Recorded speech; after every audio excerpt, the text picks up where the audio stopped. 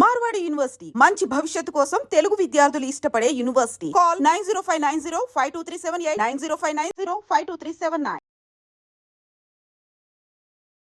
Sir sitting posture ఆఫీస్లో కానివ్వచ్చు, ఇంట్లో కానివ్వచ్చు, కొన్ని వందల వేల వీడియోస్ ఉన్నాయి. But still we don't make efforts to SIT properly. ఈజీగా గుర్తుండిపోయేటట్టుగా ఎలా కూర్చోవాలి, అది కార్లో కావచ్చు, ఇంట్లో కూర్చులో కావచ్చు, ఆఫీస్ స్పేస్లో కావచ్చు. బేసిక్గా చేసే మిస్టేక్ ఏంటంటే ల్యాప్టాప్ జాబ్స్ కదండి, అందరు ఇలా ముందు కొంగి కూర్చుంటారు. సైడ్ నుంచి చూస్తే ఈ హిప్ షోల్డర్ ఒక లైన్లో ఉండాలి. స్కూల్ పిల్లలు అంటే గుర్తొచ్చింది. అసలు అంతంత పెద్ద పెద్ద మేడలు, వాళ్ళ పాపం ఆ బండ పండ పుస్తకాల బ్యాగులు వేసుకొని వెళ్ళాలి. వాళ్ళ బ్యాక్ మీద ఎంత లోడ్ అండి అది. అసలు అది కూడా సేఫ్ కాదు కదా. అసలు ట్రాలీలు తీసుకెళ్తున్నారు కొంతమంది అయితే విత్ వీల్స్. కాఫీ వల్ల కూడా బోన్స్ ఆర్థరైటిస్ అని నేమ్ చేసిన వెంటనే, సపోజ్ ఫర్ ఎగ్జాంపుల్ నీస్ గురించి మాట్లాడితే, నీ రిప్లేస్మెంట్ సర్జరీకి వెళ్ళిపోవాలా? ఒక ఆర్థోపెడిక్ సర్జన్ దగ్గరికి వెళ్తే వీళ్ళు నీ రీప్లేస్మెంట్ చెప్తారు అనే ఒక స్టేజ్ 4 ఆర్థరైటిస్, బోన్ బాగా రాసుకుంటుంది లిటరల్గా.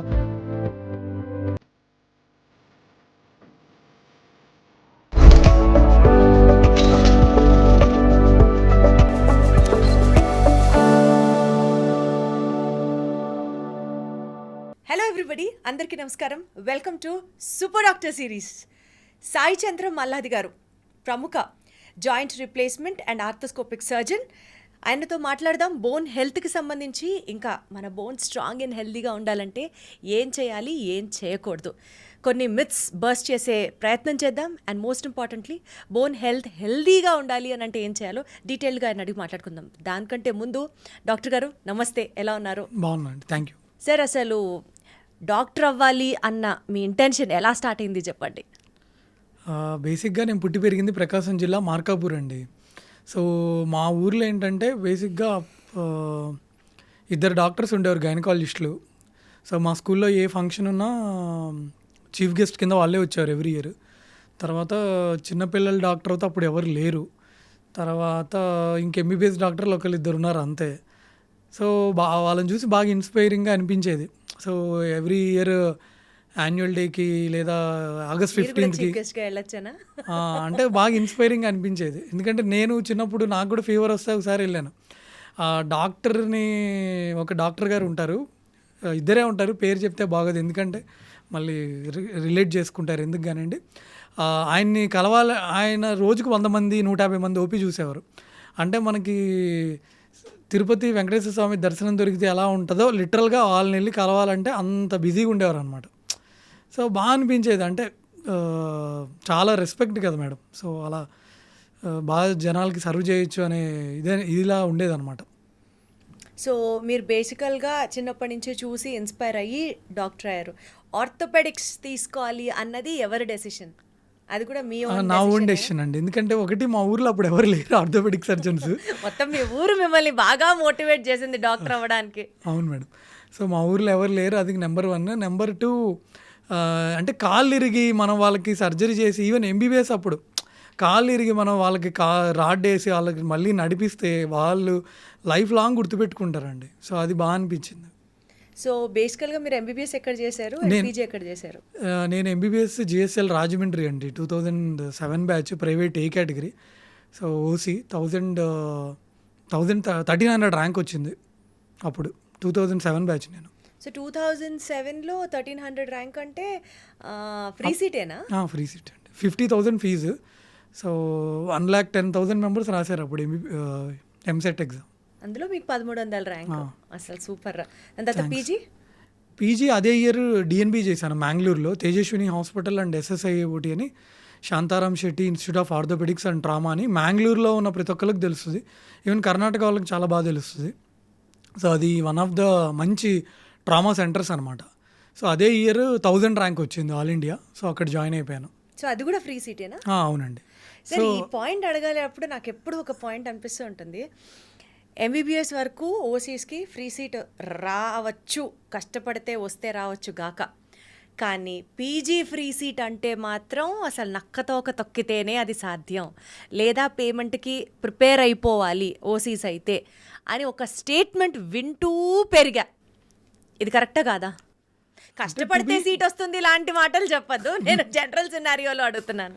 అవునండి. టు బీ ఆనెస్ట్ ఏంటంటే బేసిక్‌గా మీరు గూగుల్ చేయొచ్చు. ఇప్పుడు 2013లో యాక్చువల్‌గా గురువి రెడ్డి అని ఒక క్యాండిడేట్, మీరు కావాలంటే గూగుల్ కూడా చేయొచ్చు. అది ఏపీపీజీ స్కామ్ అయింది మేడం.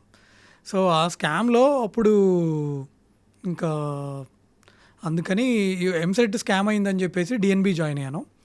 సో డిఎన్బి కూడా ఫెయిర్ ఎనఫ్ ఆల్టర్నేటివ్ అని చెప్పి జాయిన్ అయ్యాను. మీరు చెప్పింది వాస్తవం. ఓసీకి నిజంగా చాలా కష్టం సీట్ తెచ్చుకోవాలంటే. అలా కష్టపడి లక్కీగా అప్పుడు ఇన్స్టాగ్రాము ఫేస్బుక్ అప్పుడప్పుడే వచ్చింది. ఇన్స్టాగ్రామ్ దేవుడి దగ్గర లేదు. అప్పట్లో ఆర్కుట్ ఫేస్బుక్ ఉండేది, ఇన్స్టాగ్రామ్ లేదు. దేవుడి దయ వల్ల. దేవుడి దేవల. అప్పుడు యూట్యూబ్ అప్పుడు ఏంటి మేడం మీకు తెలియదు ఏముంది, 1 GB 200 300 ఉండేది, 300 అలా ఉండేది. అది కూడా చాలా స్లో నెట్ ఉండేది. పుస్తకం అలా చదివితేనే పీజీ సీట్, లేదంటే రాదు, అంత ఈజీగా రాదు. చదువు అంతే, వేరే ఆప్షన్ లేదు. ఇంత చదువు చదవడం కన్నా హాయిగా వేరే ప్రొఫెషన్ చేసుకుంటే ఎంత సుఖం లైఫ్ అని ఎప్పుడన్నా అనిపించిందా? అనిపిస్తుంటుందండి. ఎందుకంటే మెడిసిన్ చదవాలంటే మిగిలిన ఫీల్డ్స్లో అనుకోండి, ఏదో రీల్ చూశాను ఇన్స్టాగ్రామ్లో, నేను చదువుకునేటప్పుడు తను ఇంటర్ జాయిన్ అయింది, నేను మెడిసిన్ అయిపోయేటప్పుడు తనకి డిగ్రీ ఇంజనీరింగ్ జాయిన్ అయింది, నేను పీజీ చేసేటప్పుడు తను సంపాదిస్తుంది, నేను సూపర్ స్పెషాలిటీ చేసినప్పుడు తను పెళ్లి చేసుకొని పిల్లల్ని కనింది, ఇంకా నా చదువు అవ్వలేదు, చదువుతూనే ఉన్నా. మెడిసిన్కి ఎస్పెషల్లీ ఇలా అనుకుంటారు కదా. అవును మేడం. ఎందుకంటే to be honest even like మా బ్యాచ్మేట్స్ ఇంకా పెళ్లి కాని వాళ్ళు ఉన్నారు, లైక్ ఇంకా పిల్లల్ని కంటున్న వాళ్ళు కూడా ఉన్నారు. లాంగ్ కెరీర్ అండి. అంటే ఎంబీబీఎస్ అయ్యేసరికే వాళ్ళు బీటెక్ 4 years, మాది ఎంబీబీఎస్ 5.5 years. వాళ్ళది ఎంటెక్ చాలామంది చేయరు, అవసరం లేదు, బీటెక్తోనే వాళ్ళకి జాబ్స్ వస్తాయి. ఎంటెక్ చేసినా 2 years. సో మాది మళ్ళీ ఫస్ట్ టైమే పీజీ రాదు. ఎందుకంటే నేను మా బ్యాచ్లో ఐఎమ్ ద ఫస్ట్ గై. కొంతమంది మేనేజ్మెంట్లో తీసుకున్నారు, బట్ త్రూ మెరిట్ ఫస్ట్ పీజీలో జాయిన్ అయింది నేనే. సో నాది 16లోనే అయిపోయింది. అసలు చాలామంది 16లో కూడా పీజీ జాయిన్ అవ్వాల. సో మధ్యలో బ్రేక్ వస్తుంది. సో 5.5 years ఎంబీబీఎస్, అసలు ఫస్ట్ టైం ఎంబీబీఎస్ఏ రాదు. కొంతమంది first long term, second long term, third long టర్మ్తో కూడా ఎంబీబీఎస్ జాయిన్ అయ్యే వాళ్ళు ఉంటారు. అంటే పట్టు వదలని బట్టి విక్రమార్క టైప్లో చదివితే నేను ఎంబీబీఎస్ఏ చదవాలి అనే బ్యాచ్ ఉంటారు కొంతమంది. So 5.5 years MBBS, 3 years PG, మళ్ళీ సూపర్ స్పెషాలిటీ అది ఫస్ట్ టైం వస్తుందా అంటే దానికి ఫస్ట్ టైం చదివే వాళ్ళు ఉంటారు, రెండోసారి ఎగ్జామ్ రాసే వాళ్ళు ఉంటారు, మళ్ళీ అదొక 3 years. సో 5.5, 3 + 3, సో ఖచ్చితంగా 30 years. అది కూడా ఏంటి, అన్ని సింగిల్ అటెంప్ట్ క్లియర్ చేసుకుంటూ వెళ్తే అంతే అండి. సో మధ్యలో ఖచ్చితంగా 2 ఏళ్ళైనా వస్తుంది, ముఖ్యంగా ఆడవాళ్ళకి. ఎందుకంటే వాళ్ళు కెరీర్ చూసుకోవాలి, ఫ్యామిలీ చూసుకోవాలి. అబ్బాయిలు ఓన్లీ కెరీర్ మీద ఫోకస్ పెడితే ఒక ఏజ్కి వాళ్ళు డిఎంఓ ఎంసీహెచ్ అయిపోతుంది. ఇంకా ఆడవాళ్ళకి ఏంటంటే పాపం మళ్ళీ ప్రెగ్నెన్సీ, పిల్లల్ని కండము, తర్వాత దానికి కొన్నిసార్లు ఈ వాళ్ళకి ఇష్యూస్ ఉంటా ఉంటాయి. I understand sir. నేను ఈ క్వశ్చన్ ఎందుకు అడిగానంటే, ఇప్పుడు మెరిట్లో చదవాలి అని అనుకునే వాళ్ళకి ఇంత టైం ప్రాసెస్ పడుతుంది, మెరిట్ కాకుండా పేమెంట్ కేటగిరీలో చదవాలనుకునే వాళ్ళు తిరిగి మళ్ళీ వాళ్ళు డాక్టర్లు అయ్యాక ఇదే విధానంలో సంపాదించాల్సి ఉంటుంది అన్నది ఒక ఇంటర్లింక్డ్ స్టేట్మెంట్. అందుకనే చదువులో పెట్టుబడి పెట్టి, హాస్పిటల్స్లో పెట్టుబడి పెట్టి, అది పేషెంట్స్ నుంచి వసూలు చేస్తారు అన్న స్టేట్మెంట్కి మీరు ఏకీభవిస్తారా? ఆ స్టేట్మెంట్ని జనరలైజ్ చేయలేమండి. ఎందుకంటే కొంతమంది ప్యాషన్తో చేసేవాళ్ళు ఉంటారు. సో ప్రతి ఫీల్డ్లో ఉండేలాగే it is just like another field కదా. సో బట్ మనీ కోసమే డాక్టర్స్ అవుతారా అంటే మనం అలా జనరలైజ్ చేయలేము. బట్ కొన్నిసార్లు ఎందుకు అనిపిస్తుంది అంటే అండి, అంటే డెఫినెట్లీ మీరు చెప్పినట్లు ప్యాషన్తో వర్క్ చేసే వాళ్ళు ఉంటారు, కానీ హాస్పిటల్స్కి వెళ్ళినప్పుడు సపోజ్ ఫర్ ఎగ్జాంపుల్ ఒక హాస్పిటల్కి వెళ్ళి చూపించుకొని బ్లడ్ టెస్టో లేకపోతే ఎంఆర్ఐలో స్కాన్లో చేయించుకుంటామండి, ఒక్క రోజే అవుతుంది లేదా వారం రోజులు అవుతుంది, మహా అయితే పోనీ స్కాన్ తీయించి ఒక 1 రోజులు అవుతుంది. ఈ లోపు ఫిజియాలజీ అంతా మారిపోతుందా సార్ లోపల? మళ్ళీ ఒక కొత్త కార్పొరేట్ హాస్పిటల్కి వెళ్తే మళ్ళీ టెస్ట్లన్నీ రిపీట్ చేయాలి. అవసరం లేదా అని ఆలోచించకుండా టెస్ట్లు, స్కాన్లు, ఇవన్నీ పేషెంట్ మీద భారం అనిపించదా? కరెక్టే అండి. అంటే నేనేం చెప్తానంటే ఇప్పుడు ఏదైనా ఈవెన్ అంతెందుకు, మొన్న ఒక ఎగ్జాంపుల్ మీకు ఇందాక చెప్పా కదండి, సో ఖచ్చితంగా మీకు ఎప్పుడైనా డౌట్ అనిపిస్తే ఇంకో డాక్టర్ ఒపీనియన్ తీసుకోవడం బెటర్. ఇప్పుడు నడుము నొప్పి ఉందనుకోండి, నడుము నొప్పికి వారం క్రితం ఎంఆర్ఐ చేయించినా మళ్ళీ ఇప్పుడు చేయించినా పెద్ద డిఫరెన్స్ ఏమి ఉండదు. అన్లెస్ మళ్ళీ ఏదో కింద పడి దెబ్బ తగిలి ఫ్రాక్చర్ అవుతాయి తప్ప. సో కొన్నిసార్లు మళ్ళీ ఫీవర్లు వచ్చి ఏదైనా అవుతే బ్లడ్ టెస్ట్ అవసరం. ఈ వారంలో ఏదైనా ఫీవర్ వచ్చో ఇట్లా ఉంటే. బట్ బై అండ్ లార్జ్ మీకు గనక ఏదైనా ఇన్వెస్టిగేషన్ కానీ, ఏదన్నా ఎక్స్రే కానీ, సిటీ స్కాన్ కానీ, ఎంఆర్ఐ కానీ, వాటెవర్ అనవసరంగా చేయిస్తున్నారు అని అనుకున్నప్పుడు ఎస్ ఆబ్వియస్గా ఇంకో డాక్టర్, ఒక డాక్టర్ కాదు 2 డాక్టర్ల ఒపీనియన్ తీసుకొని సెకండ్గా థర్డ్ ఒపీనియన్ కూడా తీసుకొని ముందుకెళ్ళచ్చు. ఇప్పుడు అమెరికా లేదా యూకే లేదా కెనడా అనుకోండి, ఒక డాక్టర్ ఒపీనియన్ తీసుకోవాలి, కన్సల్ట్ అవ్వాలంటే ఒక 4 వీక్స్ నుంచి 6 వీక్స్ టైం పడుతుంది. ఇండియాలో ఏంటంటే మ్యాక్సిమం 3-4 అవర్స్లో మనకు ఇంకో డాక్టర్ దొరుకుతారు. లేదా ఫోన్లో అయినా మనకి ప్రతి ఇంట్లో ఇప్పుడు ఒక డాక్టర్ ఉన్నారు. సో వాట్సాప్లో అయినా మనం జస్ట్ ఒపీనియన్ అయినా కనుక్కోవచ్చు. సో మనకి ఎప్పుడైనా తేడా అనిపిస్తుంది అనుకుంటే ఇంకో డాక్టర్ ఒపీనియన్ తీసుకోవడం తప్పులేదు. కానీ ఆ సిచ్యువేషన్లో ఒక పేషెంట్ సైకలాజికల్ స్టేటస్ ఎంత వల్నరబుల్ ఉంటారంటే, సరే జాయిన్ అయిపోయాం కదా, డాక్టర్ ఏం చెప్తే అది విందాం కదా అన్న స్ట్రెచ్లో చాలామంది ఉంటారు. అవునండి, I agree. But at the same అదే నేను చెప్తున్నా కదండి, కావాలంటే ఇంకో డాక్టర్ ఒపీనియన్ తీసుకుంటే అయిపోతుంది. ఎందుకంటే మీరు కూడా డాక్టరే కాబట్టి you cannot make such more than that blunt statement. అంతే, to be very honest, I can understand మీరున్న ఆ సెన్సిటివ్ జోన్ అర్థమవుతుంది. రైట్ సార్, మీరు ఆర్థోపెడిక్ సర్జన్ అయి ఉండి ఆర్థోపెడిక్స్ అంటే బోన్ హెల్త్ గురించి మాట్లాడాల్సి వస్తే, సార్ సిట్టింగ్ పోస్చరు ఆఫీస్లో కానివ్వచ్చు, ఇంట్లో కానివ్వచ్చు, కొన్ని వందల వేల వీడియోస్ ఉన్నాయి. But still we don't make efforts to SIT properly.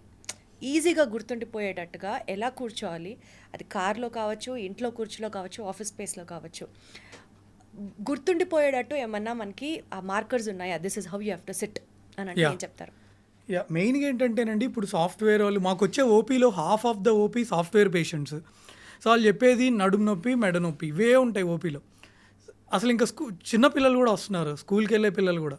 So బేసిక్గా చేసే మిస్టేక్ ఏంటంటే ల్యాప్టాప్ జాబ్స్ కదండి, అందరు ఇలా ముందు కొంగి కూర్చుంటారు.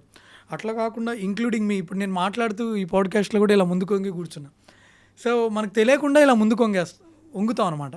సో బేసిక్గా సైడ్ నుంచి చూస్తే ఈ హిప్ షోల్డర్ ఒక లైన్లో ఉండాలి.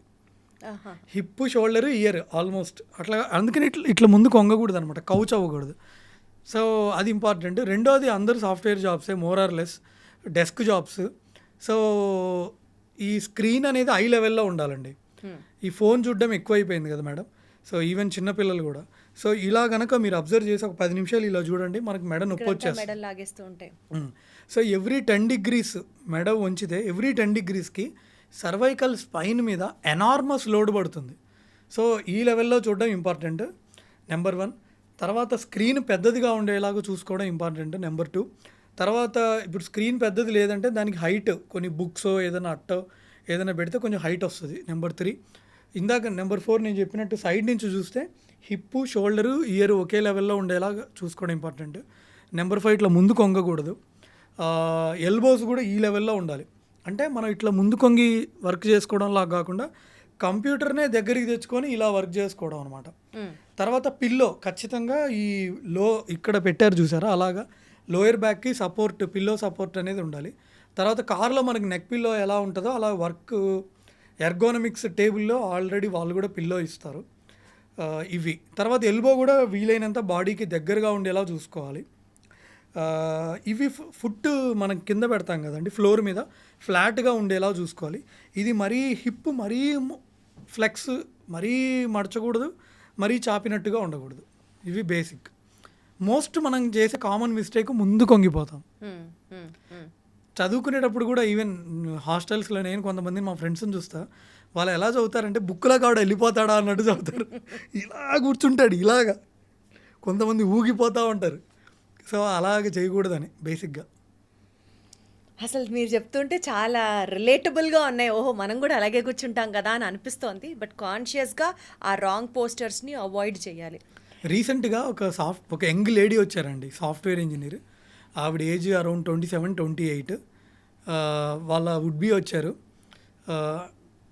ఎంగేజ్మెంట్ అయింది, ఇంకా మ్యారేజ్ కాబోతుంది. జస్ట్ నాకు బాగా గుర్తుంది, ఆవిడ లిటరల్గా ఆవిడ ఆల్రెడీ 4-5 డాక్టర్లను కలిసి వచ్చారు. ఎంఆర్ఐ ఫైల్స్ని కూడా పట్టుకోలేకపోతున్నారు ఆవిడ, అంత సివియర్ నెక్ పెయిన్, చేతిలో అసలు హ్యాండ్ గ్రిప్ లేదు.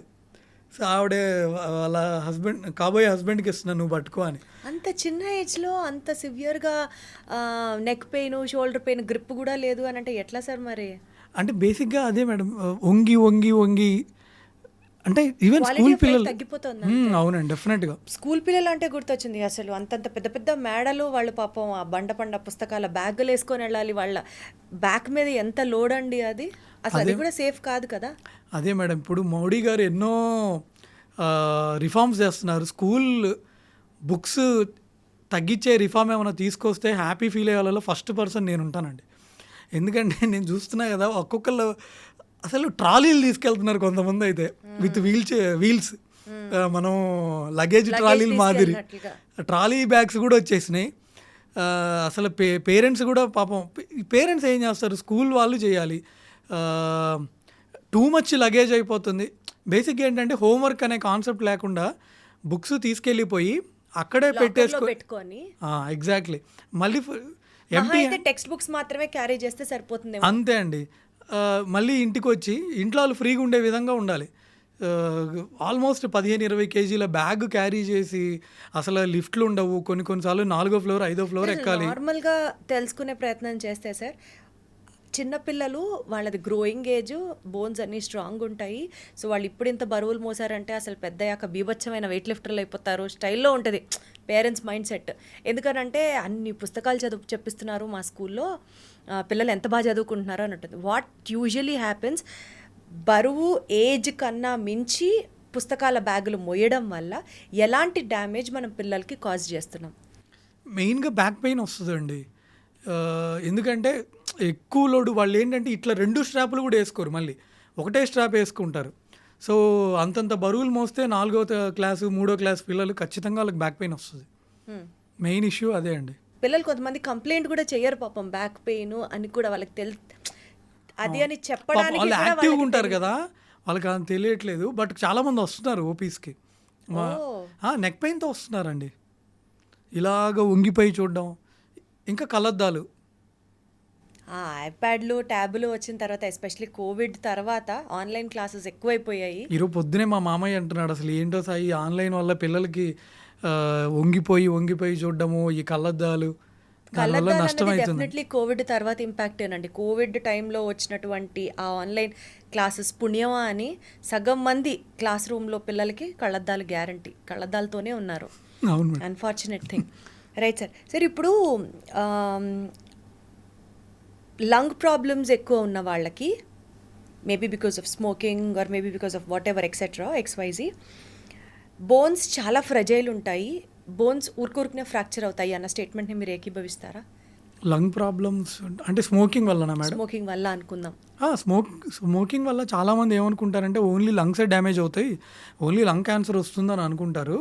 బట్ యాక్చువల్గా స్మోకింగ్ వల్ల బోన్స్ చాలా వీక్ అయిపోతాయి. అంటే మన అచ్చమైన తెలుగులో చెప్పాలంటే బోన్స్ డల్ అయిపోతాయి అన్నమాట. లిటరల్గా ఆస్టియోపోరోసిస్ అంటామండి. బోన్స్ మొత్తం ఎక్కడికక్కడ పతలా అయిపోతాయి, కింద పడితే ఇరిగిపోయే కండిషన్ అవుతుంది. అవునండి. ఏంటి సార్ లింక్ ఎట్లా సార్? బేసిక్గా ఏమవుతుందంటే ఆస్టియోక్లాస్ట్, ఆస్టియోబ్లాస్ట్, ఆస్టియోసైట్స్ అని 3 ఉంటాయి అన్నమాట. ఆస్టియోబ్లాస్ట్ ఏమో బోన్ ఫార్మేషను, ఆస్టియోక్లాస్ట్ ఏమో బోన్ రిజార్ప్షను. సో ఈ సైకిల్ దెబ్బతింటుంది ఈ స్మోకింగ్ వల్ల. సో అందుకని సార్ ఇప్పుడు సోడా తాగినా, కాఫీ తాగినా బోన్స్ చాలా వీక్ అయిపోతాయి అని అంటారు. దానికి లింక్ ఉందా? మా చిన్నప్పుడు అయితే మా బామ్మ, ముత్తబామ్మ, అంటే ఆ జనరేషన్ వాళ్ళందరూ పొద్దున్న లేచాక, మధ్యాహ్నం నిద్రపోయి ఒక కొనుకేసి లేచాక కాఫీతోనే వాళ్ళ రోజు యాక్టివ్ అవుతూ ఉంటుంది. కాఫీ తాగితే బోన్స్ డల్ అయిపోతాయి అని అంటే అసలు ఇంకా చాలామంది కాఫీ లవర్స్కి ఇది ఒక హార్ట్ బ్రేకింగ్ న్యూస్ అవుతుంది. నేను కూడా కాఫీ లవర్. నేను కాఫీ లవరేనండి. అయితే మీరు అన్నారు కదా, నేను చెప్తాను. మా బామ్మగారు 86 ఇయర్స్ వరకు ఆవిడకి హాస్పిటల్ అంటే ఏంటో తెలియదు. ఆవిడ హాస్పిటల్కి వెళ్ళింది ఆవిడ లైఫ్లో last 15 minutes, half an hour హాస్పిటల్లో ఉన్నారు, చనిపోయారు అంతే. అప్పటిదాకా ఆవిడ హాస్పిటల్ ఏంటో తెలియదు. ఆవిడ శుభ్రంగా కాఫీ టీ తాగేవారు, కింద బియ్యపు గింజ పడితే కూడా వంగి ఎత్తేవారు. ఒక లాస్ట్ ఒక 75-70 వచ్చినప్పుడు ఇక స్టిక్ క్యారీ చేశారు, కర్ర పట్టుకున్నారు. సో అప్పుడు మేబీ వాళ్ళు తినే ఫుడ్ మంచి ఫుడ్ ఏమో, కాఫీ తాగినా టీ తాగినా, మేబీ తాగే వాటర్ లిటరల్గా బోరింగ్ వాటర్ తాగేవారు. సో ఇప్పుడు ఏంటంటే ప్యూరిఫైర్ వాటర్ తాగినా ఆర్ఓ వాటర్ తాగినా దాని మీద ఇన్ని లేబుల్స్ ఉంటాయి. మళ్ళీ మేబీ తినే ఫుడ్ కూడా మీకు తెలియదే ఉంది, టోటల్గా ప్యాకెడ్ ఫుడ్, కల్తీ ఫుడ్. కాబట్టి కాఫీ వల్ల కూడా బోన్స్, యాక్చువల్గా there are many studies, coffee వల్ల బోన్స్ వీక్ అయిపోతాయి అని చెప్పేసి. సోడా తాగితే కూడా బోన్స్ వీక్ అవుతాయి. అవును మేడం. యా, అంటే ఎట్లా సార్ లింక్? ఇప్పుడు జనరల్గా వీక్ అవుతాయి అని అంటే బుర్రలో కూర్చోదు అది. ఎట్లా లింక్ ఏంటి అని తెలిస్తే probably people will start thinking about it. How does soda week in your bone, how does coffee week your bone? అదే మేడం, బేసిక్గా ఏంటంటే మనకి అక్కడ ఒక నార్మల్గా మన బ్లడ్లో మన చాలామంది గుండె ఒక యాక్టివ్గా పనిచేసే ఆర్గాన్, లంగ్స్ యాక్టివ్గా పనిచేసే ఒక ఆర్గాన్, బ్రెయిన్ యాక్టివ్గా పనిచేసే ఒక ఆర్గాన్, కిడ్నీ యాక్టివ్గా పనిచేసే ఒక ఆర్గాన్, బ్లడ్ కూడా యాక్టివ్గా తిరుగుతూ ఉండే అదొక పెద్ద సిస్టమ్. అలాగే మన బోన్స్ కూడా యాక్టివ్గా పనిచేసే ఒక సిస్టమ్ అనమాట. చాలామంది బోన్స్ వాళ్ళు తక్కువ అంచనా వేస్తారు. బోన్స్ కూడా యాక్టివ్గా పనిచేసే ఆర్గాన్. సో కంటిన్యూస్గా కొత్త ఆస్టియోబ్లాస్ట్ వర్క్ జరుగుతూ ఉంటుంది, కంటిన్యూస్గా ఆస్టియోక్లాస్ట్ వర్క్ జరుగుతూ ఉంటుంది, ఆస్టియోసైట్స్ ఏమో మెయింటైన్ చేయడానికి పనిచేస్తూ ఉంటుంది. సో ఇన్డెప్త్గా మనం దీంట్లో చెప్పలేం కానీ, బట్ బేసిక్గా ఏం జరుగుతుందంటే మనం తినే ఈ ఫుడ్స్ ఈ సైకిల్ మీద ఎఫెక్ట్ చూపిస్తుంది అనమాట. సో లైక్ స్టెరాయిడ్ ట్యాబ్లెట్స్ వాడినా, లేకపోతే ఈ కాఫీ కానీ, లేకపోతే సోడా లాంటి ఐటమ్స్ తీసుకున్నా, సిగరెట్ స్మోకింగ్ కానివ్వండి, ఇవన్నీ అనమాట. సో ఈ సైకిల్ దగ్గర ఎఫెక్ట్ చేస్తున్నాయి కాబట్టి బోన్స్ అనేది మనకి వీక్ అవుతూ ఉంటాయి.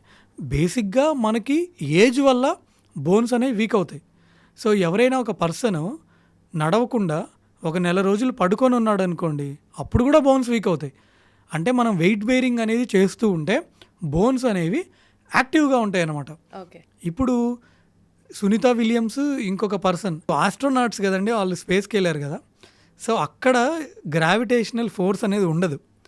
సో వాళ్ళకు కూడా బోన్స్ వీక్ అవుతాయి, ఎందుకంటే బోన్ వెయిట్ బేరింగ్ ఉండదు కాబట్టి. ఎగ్జాక్ట్లీ, వెయిట్ బేరింగ్ ఉండదు కాబట్టి అక్కడ బోన్స్ అనేవి వీక్ అవుతాయి అనమాట. సో మనకి వెయిట్ బేరింగ్ అనేది చాలా ఇంపార్టెంట్. గుడ్ పాయింట్ సార్, ఈ పాయింట్ అర్థమైంది. So weight bearing is important for bone health. Wonderful. Okay, so మీరు ఆవిడని సునీత విలియమ్స్ గారు ఆవిడ వచ్చినప్పుడు, ఆవిడ వస్తున్నప్పుడు ఆవిడేం నడిచి రాలేదు. మీరు అబ్జర్వ్ చేస్తే ఆ వీడియో వీల్ చైర్లో ఇట్లా వీల్ చైర్ అంటే ఇట్లా తీసుకొని వచ్చారు. సో బేసిక్గా ఏమవుతుందంటే ఆవిడ 9 days 10 days ప్లాన్ అనుకొని వెళ్ళారు. బట్ అనుకోకుండా 6 months దాకా చాలా లేట్ అయిపోయింది. సో అక్కడ బోన్స్ వీక్ అయిపోతాయి వాళ్ళకే కాదు, ఏ పేషెంట్ అయినా. ఇప్పుడు ఫర్ ఎగ్జాంపుల్ ఒక పేషెంట్కి పక్షవాతం వచ్చింది, 1 నెల 2 నెలలు బెడ్ రిడన్గా ఉన్నారంటే బోన్స్ వీక్ అయిపోతాయి. బోన్సే కాదు, ఈవెన్ మజిల్ లాస్ ఉంటుంది. సో అందుకనే కదా మేడం ఇప్పుడు సోషల్ మీడియాలో ఈవెన్ 60 ఏళ్ళు వచ్చినా కూడా వెయిట్స్ లిఫ్ట్ చేయండి, వాకింగ్కి వెళ్ళండి, ఇవన్నీ చెప్పేది.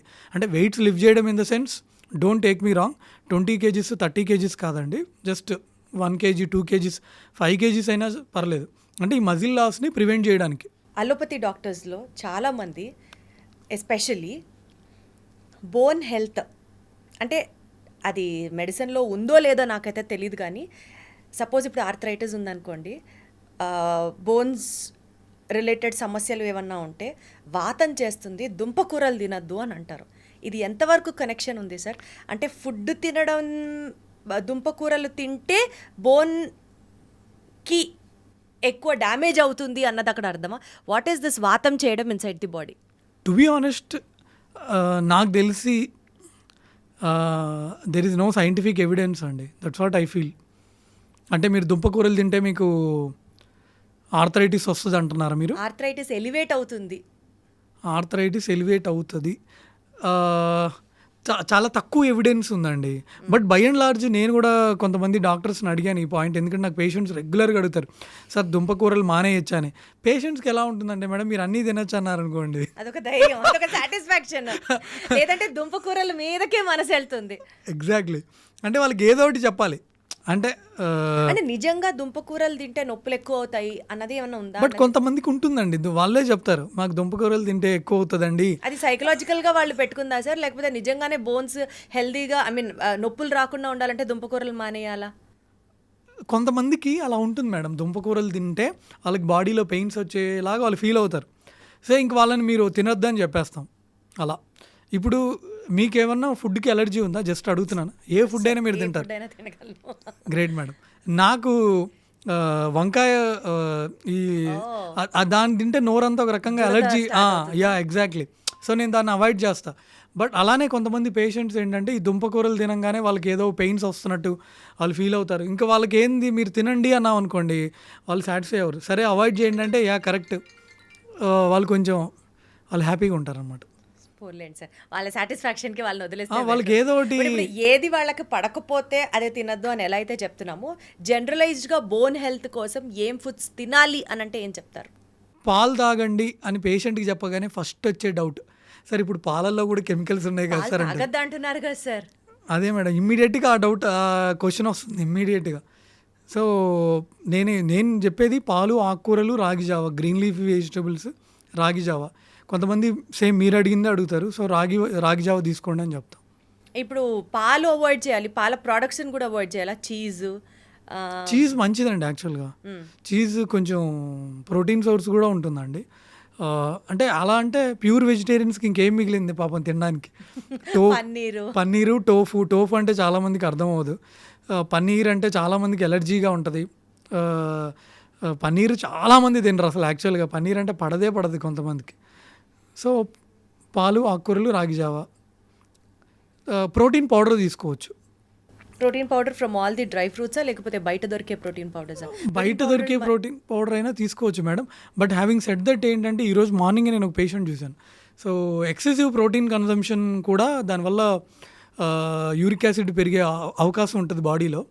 సో మన బాడీకి కావాల్సినంత ప్రోటీన్ పౌడర్ తీసుకోవడం అనేది అవసరం. అంటే మనకి కేజీకి 0.7 to 0.8 గ్రామ్స్ అవసరం రఫ్గా. సో అంతవరకు తీసుకుంటే ఎనఫ్ అనమాట.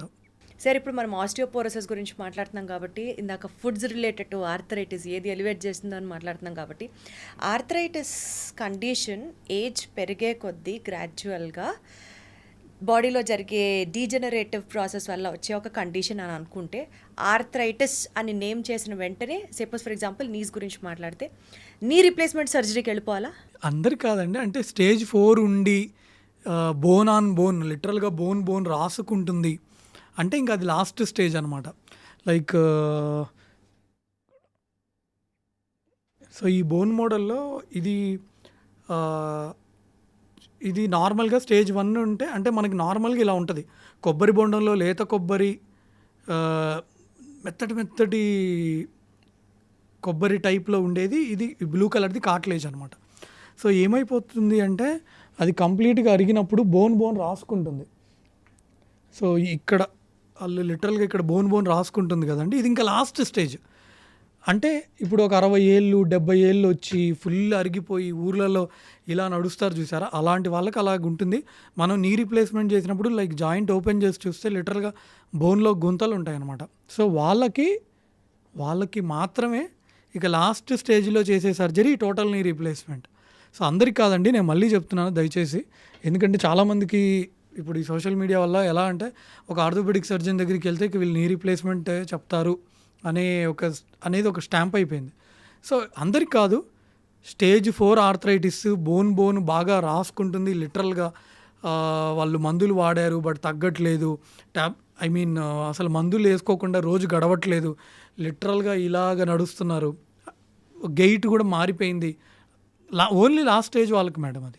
ఎస్పెషల్లీ సార్ వెయిట్ ఉండడం ఒక రీజన్, ఇంకొకటి అథ్లెట్స్కి, స్పోర్ట్స్ పీపుల్కి చూస్తుంటే మా నాన్నగారు షటిల్ చాలా బాగా ఆడేవారు.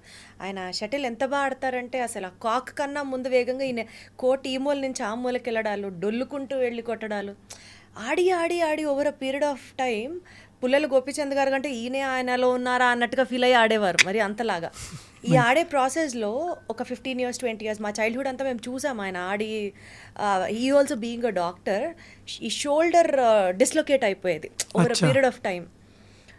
రీసెంట్గా రోహిత్ శర్మ వీడియో క్రికెట్ది కూడా చూస్తున్నప్పుడు కూడా అంటే నాకు 2 కాంట్రాస్ట్గా అనిపించేవి. ఈయనకి షోల్డర్ డిస్లొకేట్ అయిపోయినప్పుడు అసలు తలడిల్లిపోయేవారు నొప్పికి, అమ్మో అని. బీయింగ్ అ డాక్టర్ ఆల్సో ఆయనకి అది భరించడం అయ్యేది కాదు. డాక్టర్ దగ్గరికి తీసుకెళ్ళి ఆర్థోపెడిషన్ ఇంజెక్షన్ చేసి దాన్ని ఫిక్స్ చేసే వరకు ఒక రోజు పట్టేది. కానీ రోహిత్ శర్మ గారు ఏమో చక్కగా అసలు ఆయనే సెట్ చేసేసుకొని మళ్ళీ he started playing the game. అసలు why does this happen, shoulder dislocation కానీ జాయింట్ డిస్లొకేషన్ కానీ, and how do we have to fix it? Yeah, ఈ షోల్డర్ డిస్లొకేషన్ అనేది యూజువల్లీ యంగ్ పేషెంట్స్లో మనం చూస్తామండి. అలానే 40+ 50+లో చూడమా అని కాదు, 50+లో వెరీ రేర్.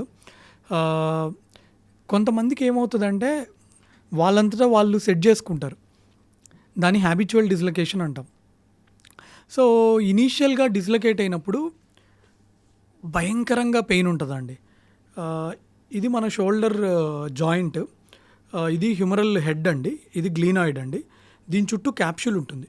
సో అది ఏమవుతుందంటే డిస్లొకేట్ అయినప్పుడు గ్లీనాయిడ్లోంచి బయటకు వస్తుంది అనమాట. సో ఒకసారి 2 సార్లు 3 సార్లు, లెట్ ఫర్ ఎగ్జాంపుల్ ఒక 10 సార్లు బయటకు వచ్చింది అనుకోండి. ఆ 10 సార్లు బయటకు వచ్చినప్పుడు ఇంకా ఆల్రెడీ అక్కడ మజిల్స్ కొంచెం ల్యాక్సే ఉంటాయి. సో వాళ్ళంతటా వాళ్ళు అలవాటు చేసేసుకొని పెట్టేసుకుంటారు, వాళ్ళకి పెయిన్ కూడా ఉండదు. సో రోహిత్ శర్మ గారి కండిషన్ అదే. ఆయనకు తెలియదా అంటే ఆయన కావాలంటే వరల్డ్లోనే ది బెస్ట్ సర్జన్స్ దగ్గరికి వెళ్ళి లేదా బెస్ట్ ప్రోటోకాల్స్ ఫాలో అయ్యి దానికి ట్రీట్మెంట్ తీసుకోగలరు. బట్ కొంతమందికి వాళ్ళు అడ్జస్ట్ అయిపోతారు. ఈవెన్ నా ఫ్రెండ్ ఉన్నాడు ఒకటి చెప్పా కదా, వాడికి కూడా ఇదే ప్రాబ్లం ఉంది, వాడు హ్యాపీగా సర్జరీలు చేసుకుంటున్నాడు, వాడు సర్జన్ అనమాట. సో కొంతమందికి అలా ఉండదు, కొంతమందికి they will have apprehension test positive, అంటే ఇలా వెనక వస్తువులు తీసుకోలేరు, తర్వాత ఆయన డైలీ బేసిస్ సఫర్ అవుతారు, పెయిన్ ఉంటుంది, బోనీ బ్యాంకర్స్ కూడా ఉంటుంది, దాంతోపాటు వాళ్ళకి గ్లీనాయిడ్ బోన్ లాస్ ఎక్కువ ఉంటుంది, హిల్ సాక్స్ ప్రాబ్లం కూడా ఉంటుంది. అంటే నేను కొంచెం ఇన్డెప్త్ ప్రాపర్ టర్మ్స్ చెప్తున్నా. సో అని డైలీ బేసిస్ ఇబ్బంది పడుతున్నారు. Young patient, apprehension test positive ఉంది, వాళ్ళకి ఇదే చాలా ఇబ్బందిగా ఉందంటే చేయాలి.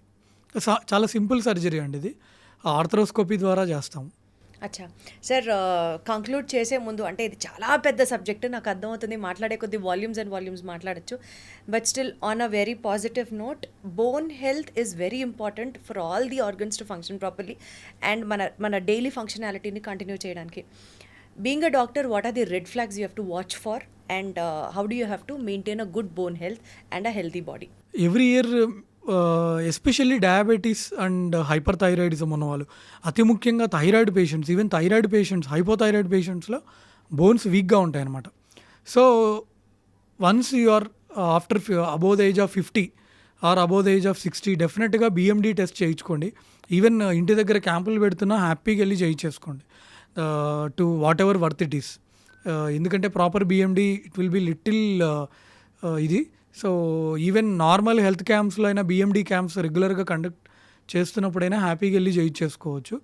ఎందుకంటే ఆస్టియోపోరోసిస్ అనేది మనం రెగ్యులర్గా అనే డైలీ బేసిస్ చాలామందిని చూస్తున్నాం. ఏజ్ వచ్చే కొద్దీ కూడా నార్మల్గానే మన బోన్స్ అనేవి వీక్ అవుతూ ఉంటాయి. లేడీస్లో ఏంటంటే వాళ్ళ ఈ మెనోపాజ్ తర్వాత వాళ్ళ హార్మోనల్ ఇంబ్యాలెన్స్ వల్ల ఇంకా బోన్స్ వీక్ అయిపోతాయి. వాళ్ళకి కనుక ఏ డయాబెటీసో హైపోథైరాయిడిజమో ఉండి, లేదా వాళ్ళకి కనుక ఏదన్నా క్యాన్సర్ వచ్చి ఉండి, లేదా వాళ్ళు ఏదైనా మిగతా హెల్త్ ఇష్యూస్ వల్ల అదర్ ట్యాబ్లెట్స్ వాడుతుండి, సో ఇప్పుడు ఒక మనిషికి ఒక ప్రాబ్లమే ఉండాల్సిన అవసరం లేదు, ఒక మనిషికి 3-4 ప్రాబ్లమ్స్ ఉండొచ్చు, 3-4 డిసీజెస్ ఉండొచ్చు. సో వాళ్ళ బోన్స్ చాలా వీక్ అయిపోతాయి. సో వాళ్ళకి ఏంటంటే లిటరల్గా వాళ్ళ టైం బ్యాడ్ అయ్యి జారి పడ్డారంటే ఇక్కడ హిప్ ఇరిగిపోతుందండి. హిప్ కనుక ఇరిగిందంటే there is no other option. Neck fracture కనుక అవుతే only surgery option. IT fracture అవుతే మేబీ కన్జర్వేటివ్గా ఏమైనా ట్రై చేయొచ్చేమో కానీ, but if it's a fracture neck of femur దానికి సర్జరీ ఆప్షన్ ఉంటుంది. So every year BMD test చేయించుకోవడం, తర్వాత రెగ్యులర్ హెల్త్ క్యాంప్స్ లేదా like vitamin D3, serum calcium, ఇలాంటి అంటే ప్రాబ్లం ఏమవుతుందంటే మనం బ్లడ్ టెస్ట్ నేమ్ చెప్తే మళ్ళీ తలనొప్పి. సో రెగ్యులర్గా వాళ్ళ ఆర్థోపెడిక్ సర్జన్ కానీ ఫిజిషియన్ కానీ వాళ్ళని కన్సల్ట్ అయ్యి ప్రాపర్గా వైటమిన్ డి లెవెల్స్ అవి చెక్ చేసుకొని నార్మల్గా, ఎస్పెషల్లీ ప్యూర్ వెజిటేరియన్స్, ఇప్పుడు ఏంటంటే అపార్ట్మెంట్స్లో ఉండే వాళ్ళకి సన్ కనపడ్డం ఎగ్జాక్ట్లీ సన్ కనపడ్డం ఒక లావిష్నెస్ అనమాట. అంతే కదండి. ఎందుకంటే మనం బాగానే ఉన్నాం అనుకుంటాము, 4 ఏళ్ళకి పక్కన ఇంకోటి ఎవడో 10 ఫ్లోర్స్ కడతాడు. అర్థం కాదు సార్, ఎవరికి చేసిన వైటమిన్ డి అసలు పర్ఫెక్ట్గా ఉండాల్సినంత బాడీలో ఉందని ఎక్కడా కనిపించట్లేదు ఈ రోజుల్లో. అందరికీ వైటమిన్ డి డెఫిషియన్సీ. మీకు విషయం చెప్పనండి, 50% of the doctors are vitamin D deficient. 50% of the doctors. ఎందుకంటే పొద్దున్నుంచి సాయంత్రం దాకా వర్క్, ఓన్లీ హాస్పిటల్లో ఉండడం, సన్ ఎక్స్పోజర్ ఉండదు, ఎంబీబీఎస్ కాలేజెస్తోనే అయిపోతుంది ఆ గేమ్స్ ఆడడం అనేది. ఆ తర్వాత షటిల్ బ్యాడ్మింటన్ ఆడదామంటే టైం ఉండదు, ఇంకా ఫ్యామిలీతో సరిపోతుంది అనమాట. So there are studies telling డాక్టర్లే అంటే పేషెంట్లకు చెప్పేది డాక్టర్లే 50% ఆఫ్ దెమ్ ఆర్ ఆస్టియోపోరోటిక్ అనమాట. Very unfortunate to know about this. Yeah, so every year maybe health checkups చేయించుకొని చాలామందికి ఇంకో డౌట్ ఉంటుందండి. మేము 3 నెలలు కాల్షియం ట్యాబ్లెట్లు వాడండి అని చెప్తే వాళ్ళు అడిగే ఇమ్మీడియట్గా, సార్ కాల్షియం ట్యాబ్లెట్లు వేసుకుంటే కిడ్నీలో రాళ్ళు వస్తాయా అని. సో మీకు గనక కిడ్నీ ప్రాబ్లమ్స్ ఉంటే అనే డైలీ బేసిస్ కాల్షియం ట్యాబ్లెట్లు వేసుకోవడం ఆపండి అంతే. మీరు మీ నెఫ్రాలజిస్ట్ ఒపీనియన్ తీసుకొని వేసుకోండి.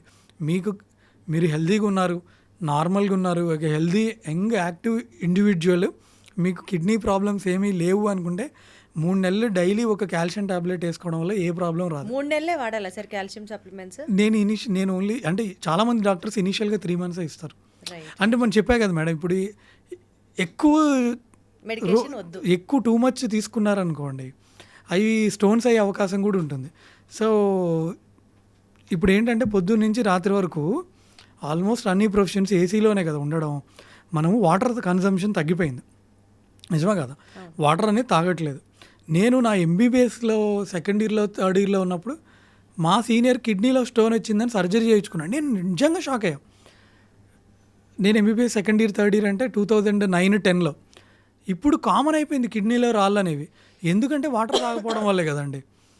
సో ఈ కాల్షియం ట్యాబ్లెట్లు ఇవన్నీ మనం చెప్తున్నప్పుడు వాళ్ళు వాటర్ కూడా యాడిక్వేట్గా తాగడం అనేది చాలా ఇంపార్టెంట్. సో అసలు ఇంకా అలారం పెట్టుకొని కూడా తాగుతున్నారు కొంతమంది వాటర్. ఎగ్జాక్ట్లీ, సెల్ ఫోన్లో కూడా వచ్చేసే యాప్స్ వాటర్ తాగడానికి రిమైండ్ చేస్తూ. Wonderful sir. చాలా విషయాలు అంటే ఇప్పుడు మనం ఫేస్ చేస్తున్న ప్రాబ్లమ్స్ని కోరిలేట్ చేసుకుంటూ మీ లైఫ్ ఎక్స్పీరియన్స్ అండ్ స్టడీస్ ఎక్స్పీరియన్స్తో చాలా ఈజీగా అర్థమయ్యేటట్టు చెప్పారు. Thank you so much. Thank you అండి, thank you so much for inviting me. I'm very thankful to you. Thank you sir. Thank you అండి.